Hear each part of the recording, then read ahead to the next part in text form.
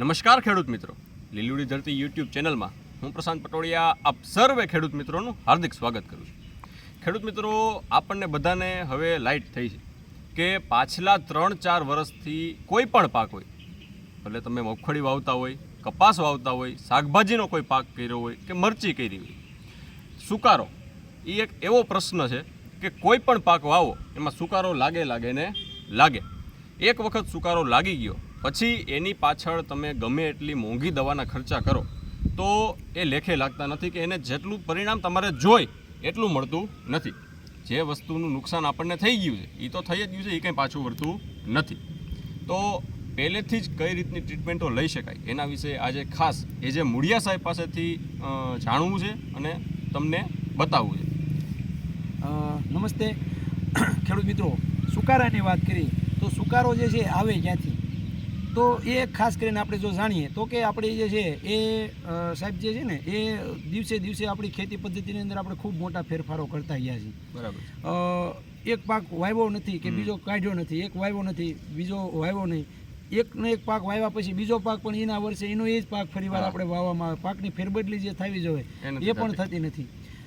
બીજું કે સતત ને સતત જે છે એ આપણા જે કહેવાય કે જે જમીનની અંદર રહેલા જે જીવતા જીવડા જે છે એ આપણે રાસાયણિક ખાતર અને જંતુનાશક દવાઓ નાખી અને જે આપણે ઉપયોગી જીવડા પણ હોય ને, જે કુદરતે જે છે કડી મૂકેલી છે કે જીવ પાછળ જીવ, બરાબર. તો એવી રીતના આની અંદર પણ આવી રીતની આખી સિસ્ટમ હતી, પણ સતત એકના એક પાક લેવાથી, સતત જે છે વાવેતર કરવાથી અને સતત જે છે રાસાયણિક દવા અને જંતુનાશક ખાતરો નાખી આ જે જીવતા જીવડા જે આપણા ખેડૂતો માટે જે ઉપયોગી હતા એવા જીવતા જીવડાને આપણે મારી નાખ્યા. એક પછી ફૂગ હોય, બેક્ટેરિયા હોય કે સૂક્ષ્મ જીવાણુ હોય, આને જે છે એ આપણે લગભગ જે છે પતાવી દીધા છે. એ એમ કહીએ ને કે જે મોટા મોટા જીવડા આંખી દેખાય એવા જીવડા જે અળસિયાની વાત કરીએ ને, તો એ અળસિયું એક વેચ જેવું હોય એને પણ આપણે મારી નાખીએ તો બધા જોઈએ કે નહીં.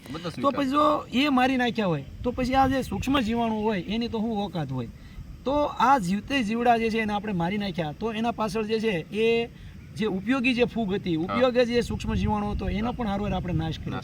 તો હવે પછી જે જો આવો સુકારો ને એવું ન લાગવા દેવું હોય તો તમારે જે છે એ જૈવિક પદ્ધતિ જ અપનાવવી પડશે.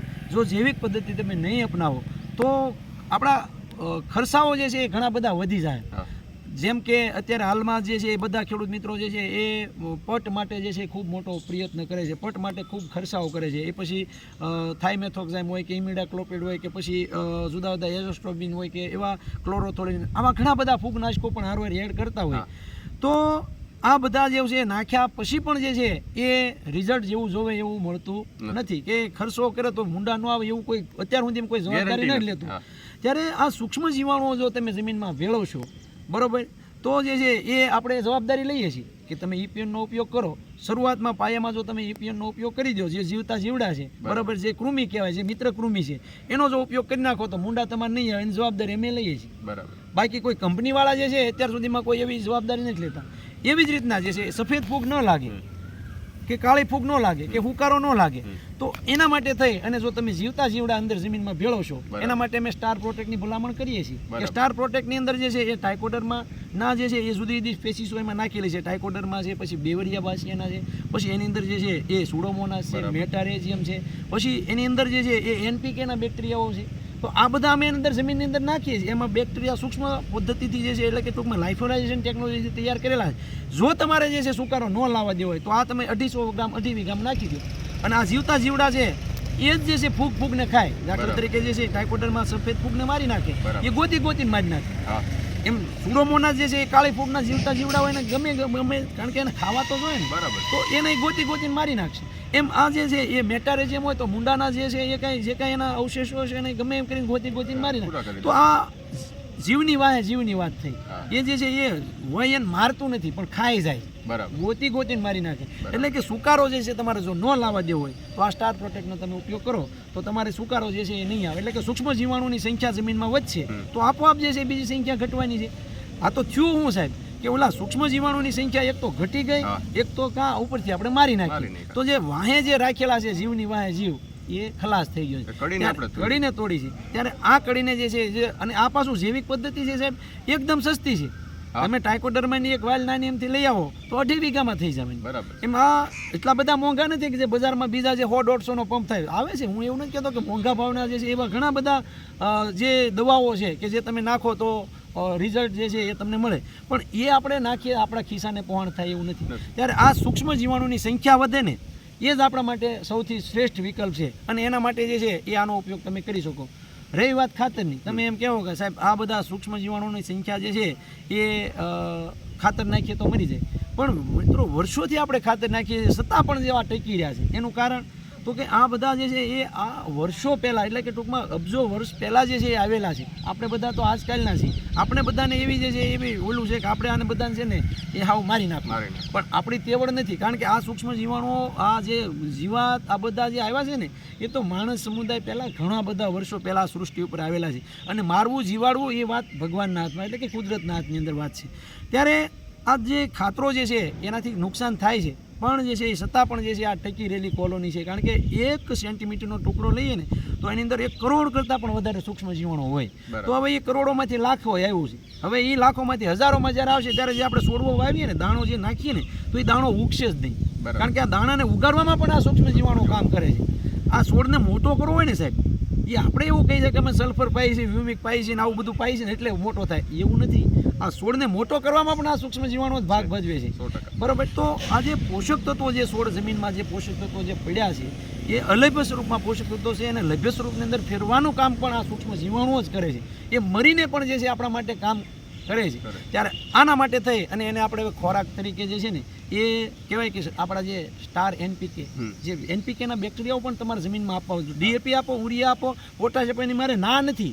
તમે એમ કહો કે આ તમે ઉરિયા ડીએપી નાખવાની ના જ પાડો છો, તો હું ના નથી પાડતો, તમે નાખો, પણ હારવાર તમારે આ બેક્ટેરિયાઓ પણ નાખવા પડશે. શું કા? તો કે જે જમીનની અંદર તમે ડીએપી નાખો, ઉરિયા નાખો, પોટાશ નાખો, એ છોડ લઈએ કે એ પોઝિશન અંદર તો ફેરવું પડે ને. નાઇટ્રોજન છે તો નાઇટ્રેટમાં ફેરવા માટે પણ આ સૂક્ષ્મ જીવાણુની જરૂરિયાત છે. ત્યારે આ રાઇઝોબિયમ જે છે એ આ આપણા જે બેક્ટેરિયાઓ છે એનપીકેમાં બેક્ટેરિયાઓ, તો રાઇઝોબિયમ છે, ઓઝોટોબેક્ટર છે, પીએસબીના ફોસ્ફેટલાઇઝ કલ્ચરના બેક્ટેરિયાઓ છે, પોટેશિયમના બેક્ટેરિયાઓ છે, આ એનપીકેમાં આવે. 250 ગ્રામનું પડીકું જે આવે છે સ્ટાર એનપીકે, એ લાઇફોરેશન ટેકનોલોજી તૈયાર કરવાનું. 250 ગ્રામનું પડીકું 2.5 વીઘામાં થાય. એ તમે જમીનમાં નાખો તો જે તમે ડીએપી જે છે નાખવાના હોય જમીનમાં, તો જે આપણે એમનામ નાખવાના છીએ ને તો એ ડીએપી ખાતર જે છે 40-45% માન ઉપયોગ થઈ જાય. બાકીનું જે છે તમારું જમીનમાં ફિક્સ થઈ જવાનું અથવા હવામાં જવાનું.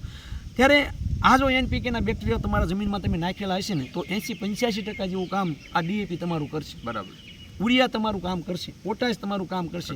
તો આ કામ જે છે એનું એક પોતાનું કામ તો છે જ, પણ સાથે સાથે આ સૂક્ષ્મ જીવાણુઓ જે છે જમીનમાં રહેલા છે આનું પણ કામ આ બેક્ટેરિયાઓ કરવાના છે. બરાબર. રહી વાત વામ ફૂગની, તો વામ પણ જે છે આપણા માટે ખૂબ ઉપયોગી છે. અને સ્ટાર વામ એ મિત્રો આપણે કહેવાય ને કે એક મિત્ર તરીકેનું કામ જે છે કરવાવાળી આ ફૂગ છે કે જે જમીનની અંદર રહીને અને આખા તાતણા ફેલાવ, કૃત્રિમ મૂળ ઉત્પન્ન કરે. જે છોડના મૂળ હોય ને સાહેબ એની બાજુમાં જે છે આવા સફેદ તાતણા, તમને આ વામ આપેલું હોય તો સફેદ તાતણાઓ તૈયાર કરે. જમીનમાં છોડને જે છે એ પાણીની જરૂર પડી, ભેજની જરૂર પડી તો આ તાતણાઓ પાણી ભેગું કરી અને આ મૂળ સુધી પહોંચાડે. પોષક તત્વોની જરૂર પડી તો પણ એના મૂળ સુધી પહોંચાડે. આ વામ જે છે એ મિત્રનું જેવું કામ કરે કે મિત્રને જ્યારે પણ કંઈક દુઃખમાં કેમ મિત્રને કામ ઊભો રહે, તકલીફ હોય તો ઊભો રહે, એમાં વામ જે છે ઊભી રહે. વરસાદ ખેંચાણો, વધારે વરસાદ પડ્યો, તડકો વધારે પડ્યો, વાયરું પડ્યું, તો આવા વાતાવરણની અંદર આ વામ જે છે ને છોડને આમ સ્ટ્રોંગ રાખવાનું કામ એ આ વામ કરે. તો આ વામ જે છે એના પણ બેક્ટેરિયાઓ જમીનની અંદર આપણે 2.5 વીઘામાં 250 ગ્રામ જો નાખીએ તો એના ખૂબ સારા રિઝલ્ટો આપણે જોવા મળે. જો આ બધી વસ્તુ જે છે તમે ઉપયોગ કરશો, આ વામનો ઉપયોગ કરશો, એનપીકેનો ઉપયોગ કરશો, સ્ટાર પ્રોટેક્ટનો એટલે કે સ્ટાર બેક્ટેરિયાઓ જે છે એનો ઉપયોગ કરશો, પાયામાં નાખેલો છે સાહેબ, તો એને કોલોની બનાવવામાં જે છે ને સૂક્ષ્મ જીવાણુની સંખ્યા ગુણોત્તરમાં વધારો થતો. પણ એને જમીનમાં તમે આપો ત્યારે તમારે સફેદ ફૂગ આવી ગઈ છે કે હુંકારો આવી ગયો ત્યારે જો તમે આપશો તો એને વાર લાગે. આ દેશી પદ્ધતિ છે, થોડોક સમય લાગે, પણ જો તમે પાયાથી જો ઉપયોગ કરશો તો તમને કોઈ જાતનો ઉપાધિ નહીં રહે. અને એનું રિઝલ્ટ તમે બધાએ જોયું છે. જે જીરાના પાકની અંદર જે આગોતરો સુકારો, લીલો સુકારો હતો, ગમે એવી મોંઘી દવા નાખો તો રિઝલ્ટ નહોતું મળતું, પણ તમે સ્ટાર પ્રોટેક્ટનો ઉપયોગ કર્યો તો ઊભું રહી ગયું, તરત જે છે આગળ નથી વધ્યું. એવા અમારા હજારો ખેડૂત મિત્રોના એવા અનુભવો રહ્યા છે. ત્યારે મિત્રો આ વાત જે છે એ સાહેબ ફૂગ માટે, ઉકારા માટે, કાળી ફૂગ માટે, સફેદ, અરે જમીનમાં સૂક્ષ્મ જીવાણુઓ માટે, ફૂગ, આ બધા માટે જે છે ને આ ઉપયોગી છે. તો આના માટે જે છે એ તમારે આ કરવું પડે તો જ જે છે આ એનો શ્રેષ્ઠ વિકલ્પ છે. એટલે ટૂંકમાં એમ કહેવાય કે ભાઈ ફૂગ આવે એની રાહ નથી જોવાની, બરાબર. પહેલેથી પાણી પહેલા આપણે પાળ પાળ બાંધી જ દેવાની છે. ઝાઝામાં નો તો ખાય નહીં, તમારે આંખે દેખાય એવું જોવું હોય ને તો 2.5 વીઘામાં ખાલી 1 એકરમાં વાપરી દેવાનું. તમે જુઓ. અને બીજું મિત્રો, આ કિસાન સફરવાળી જે ટીમ જે છે ને, જે આ કંપનીઓ એની સાથે જોડાણી છે, એ પણ એવી જવાબદારી લે છે બરાબર. કે તમે આ સ્ટાર વામ વાપરશો, સ્ટાર NPK વાપરશો કે સ્ટાર પ્રોટેક વાપરશો, તમને રિઝલ્ટ ન મળે તો તમે કોઈ પણ દુકાનેથી લાવ્યા, ગુજરાતના કોઈ પણ ખૂણેથી લાવ્યા, ત્યાં એગ્રોવાળા પાસે જઈને કહેજો કે મને આ અઠવાડિયામાં આમાં કાંઈ રિઝલ્ટ દેખાણું નથી, તમને પૈસા તોડેલું ડબલું તમે ત્યાં પાછું દઈ દેજો અને તમે પૈસા પાછા આપી દો. આવી જવાબદારી મલ્ટીનેશનલ કંપની પણ લેતી નથી. ત્યારે આ જીવતા જીવડાવાળી કંપની જે છે એ લે છે. લે છે. તો આ જે છે ખેડૂતોએ અપનાવે હા. એવી અમે અપીલ કરીએ છીએ એમ. બરાબર.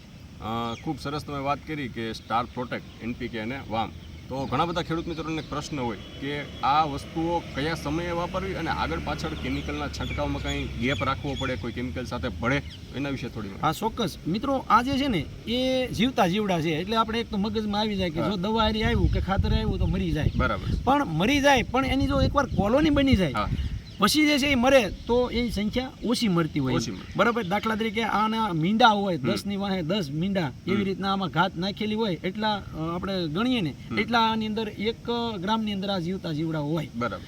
તો આ જે છે એ મરે, પણ જો એને હારવાર તમે ન નાખો તો એને શું કરવાનું, તો કે 2-4 દિવસનો ગાળો રાખવાનો છે. એને કંઈક જાય જમીનમાં. હવે આપણે અહીંયા દાખલા તરીકે આજ હરિયાણા આવ્યા છીએ, તો પહેલા વહેલા અહીંયા આવ્યા છે હરિયાણા, તો અહીંયા ગુરુકુળ ગોતવા આપણને થોડુંક ઘણો સમય લાગ્યો, પણ 2-3 દિવસ અહીંયા રોકાય તો તમે તરત જે છે સર્કલે ન પહોંચી જાય. શું કામ? તો કે અહીંયા શા મળે છે, અહીંયા આ મળે છે, આ બધી આપણને ખબર પડવા મળે. આ ગેટથી જાય તો અહીંયા જ્યુસ મળે છે, આસારી દેવવ્રત જેવું.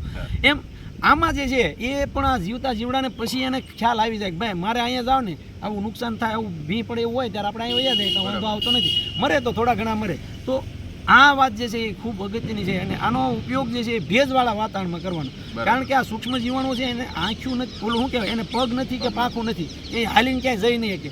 પણ જમીનમાં જે છે 20% ભેજ હોય, 20% કરતાં વધારે ભેજ હોય ત્યારે જ આનો ઉપયોગ કરવાનો છે. અને રાસાયણિક ખાતર જો તમે નાખવાના હોય, દેવા છાંટવાના હોય તો 2-3 દિવસનો ગાળો રાખવાનો છે. ખૂબ સરસ માહિતી આપણને મૂળિયા સાહેબે કે કોઈ પણ પ્રકારનો સુકારો આવે, મૂળનો વિકાસ કરવાનો છે, રાહ જોવાની નથી. પહેલેથી ભેજવાળું વાતાવરણ થાય, વરસાદ પડી જાય એટલે આ બેક્ટેરિયાનો ઉપયોગ આપણે આપણા ખેતરમાં કરી લેવાનો છે. રાસાયણિક દવાનો છંટકાવ કરવો હોય તો 4 દિવસ આગળ અને 4 દિવસ પાછળ ગેપ રાખવાનો છે. આપણને આ માહિતી, આ વાતો સારી લાગી હોય તો આપણી પાસે જેટલા પણ ખેડૂત મિત્રોના ગ્રુપ છે એમાં આ વિડીયોને ફોરવર્ડ કરજો કે જેથી ઓછા ખર્ચે સારું નિયંત્રણ મેળવતા દરેક ખેડૂત મિત્રો પોતાના મોબાઈલથી શીખી શકે. હવે તો ટેકનોલોજીનો જમાનો છે, ક્યાંય શીખવા જવાની જરૂર નથી. બરાબર ને સાહેબ? એક આંગળી દબાવો એટલે તરત મોબાઈલમાં વિડીયો ખુલે. તમે જો અમારી ચેનલમાં નવા હોય તો આ વિડીયોની નીચે જે કાળા કલરનું સબસ્ક્રાઇબ બટન દેખાય એને ખાસ દબાવી દેજો કે જેથી અમારી આવી ખેતીલક્ષી માહિતી નવી આવતી હોય, નવા વિડીયો આવતા હોય તો આપને તમારા મોબાઈલ સુધી તરત નોટિફિકેશન મળી જાય. વધુ આપને કોઈ પણ પ્રકારની માહિતીની જરૂરિયાત હોય તો આપ અમારા હેલ્પલાઇન નંબર 9101351113 ઉપર અમારો સંપર્ક સાધી શકો છો. ફરીથી મળીશું ખેતીને લગતી કંઈક નવીન પ્રકારની માહિતી સાથે. અત્યાર માટે બસ આટલું જ. ખૂબ ખૂબ આભાર. જય જવાન, જય કિસાન.